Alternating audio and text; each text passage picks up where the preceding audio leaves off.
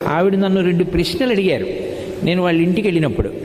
అందులో ఒకటి, పువ్వులు రేకుల కింద విడదీసి పూజ చెయ్యవచ్చా అని అడిగారు.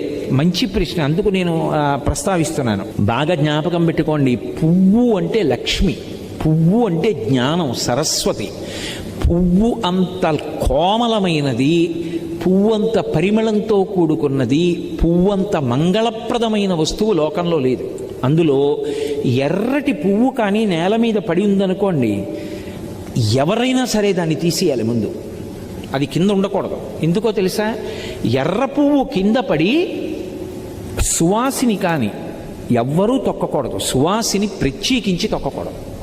ఎందుకంటే అది సౌభాగ్య వస్తువు ఎర్ర పువ్వు. అందుకని వెనక ఎవరైనా తొక్కుతారేమోనని వెంటనే తీసేసి ఏ చెట్టు మొదట్లోనో పెట్టేయాలి. అంత పరమ పవిత్రమైనటువంటి పువ్వులు పూజ చేయడానికి నీ దగ్గర సరిపోయినన్ని లేకపోతే